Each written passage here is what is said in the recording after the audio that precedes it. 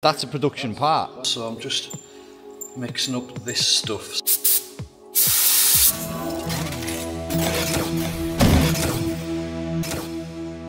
Back at the garage. So today, we've got some interesting progress here. So Jonathan's made the moulds for the door cards, that's one there.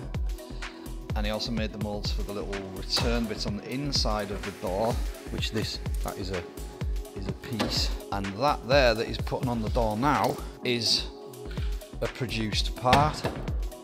So that's our first. Have we made any parts apart from like obviously the roof and stuff, which isn't a production part, but that's a production part. That's a production part. This is a production part. So that goes on the inside of the door on the back of there. I showed you a video the other day where you could see that section going on the inside. That there is our first production part of the kit, and it has the holes marked up for the Cre8ors already on the panel. You can see where to drill the holes. So 3 of them have lined up, a couple of them are maybe not quite, just needs a bit of a lift. Yeah, I've been and bought a couple of spray guns because I didn't want to.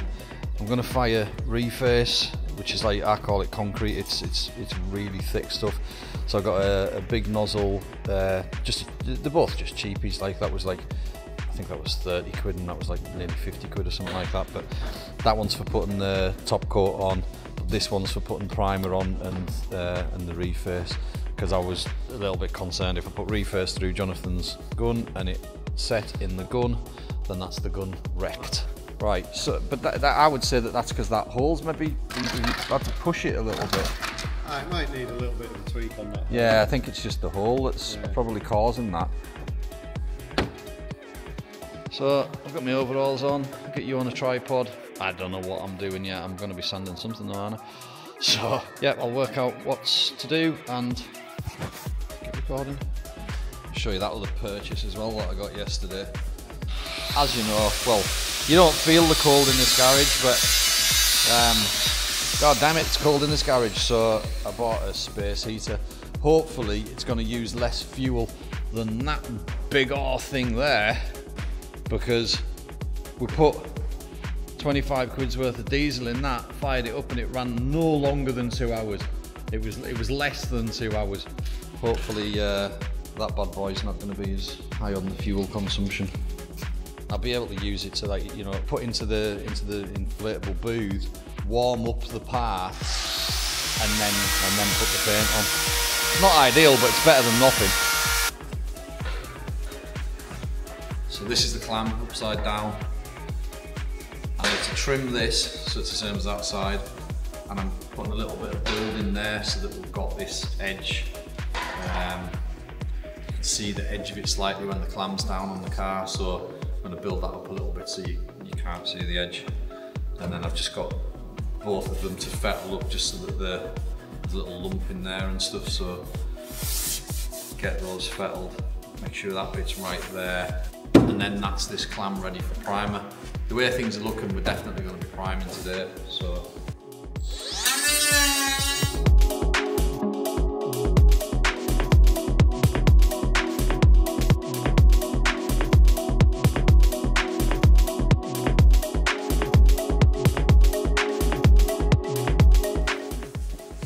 Right, so I've got the clam rubbed up, almost ready. I've set out some trestles to sit it on, but I need a hand lifting it on, so I'm just mixing up this stuff. So it's called Reface.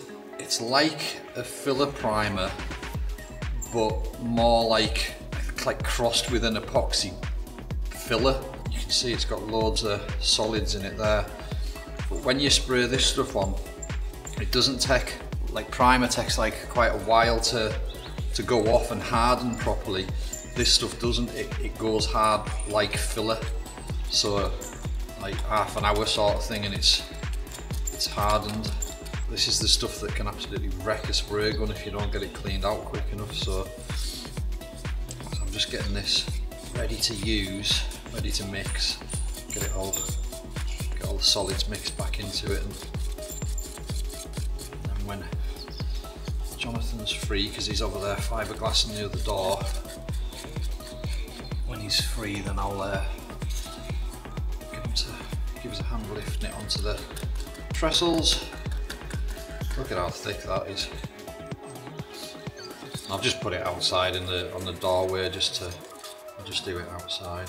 But this stuff doesn't sink, so when it cures, when it goes hard, it doesn't vent off the solvent. Because when the primer's like venting off the solvent, because the solvent's leaving the primer gets thinner slightly, just slightly, and it sinks into every little scratch that's on the car. Well, this will fill every scratch that it hits and bury it, as opposed to sinking into it and leaving a scratch mark. So really, like, the plan is I'm just going to hit the primered areas on the rear clam and the front bumper if there's enough. I probably should have got 2 litres of reface actually, but we'll see if we can get it all out of it. If not, it just means that when I prime it, I'll have to let it sit for 2 or 3 days before I block the primer, and then when I block that primer, it'll take out the scratches and then re-prime. Either way, we're going to have to re-prime, because this isn't your primer, this is essentially just a sprayable filler. It doesn't make much odds, but it just helps get a better finish on something that's been heavily worked with coarse sandpaper. Right, so we've got the clam sat up on trestles outside the door. Jonathan maybe wants to move his car. It's not very high, but it's high enough off the ground to be able to get at it. I don't really need to reface these bottom bits. It's just where all the filler is. So I've also got a bucket there and the standard thinners and a paintbrush and some paper ready to clean the gun, because as soon as this stuff's on, I need to get it out the gun as quickly as possible. So I'll give them a blow off. You can see the pinholes and stuff that you end up with. The reface will partly be sorting out. So yeah, we're about to get some concrete on it. You know, it's a totally different smell to primer or paint or filler or... Alright, it will be if it's epoxy based. So it's a bit of mixing in, like getting it down. It does, it takes loads of mixing.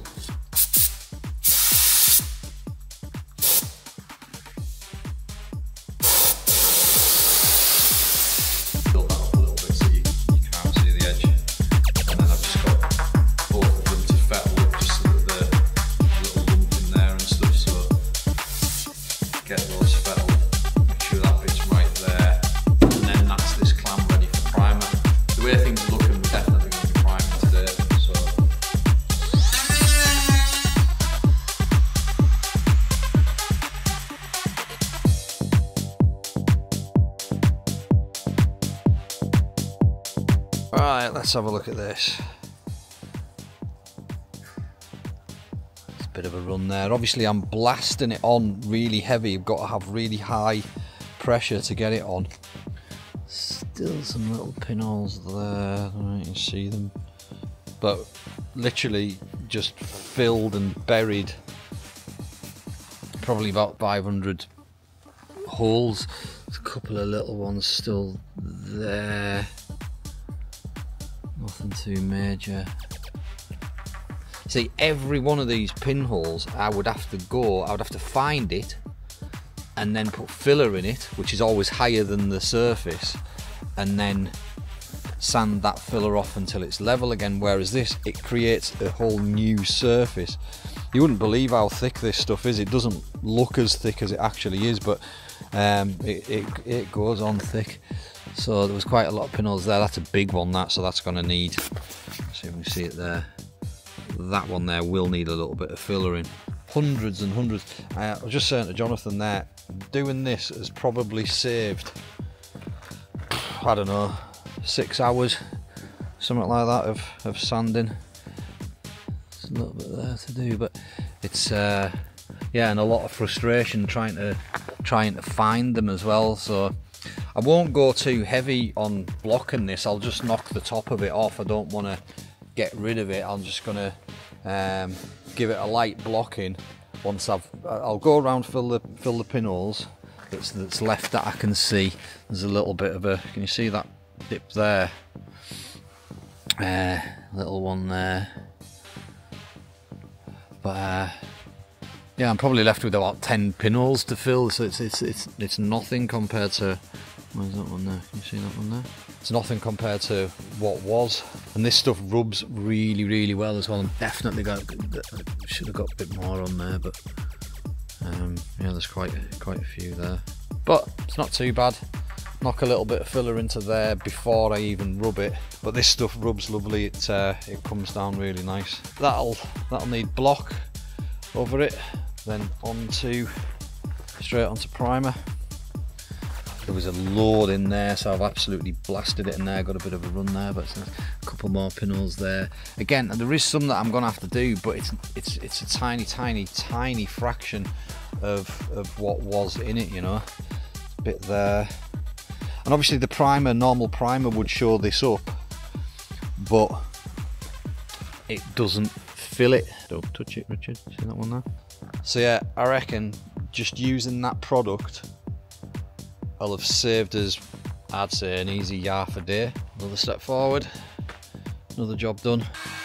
So even though I've been trying to get all these pinholes, we didn't get them all.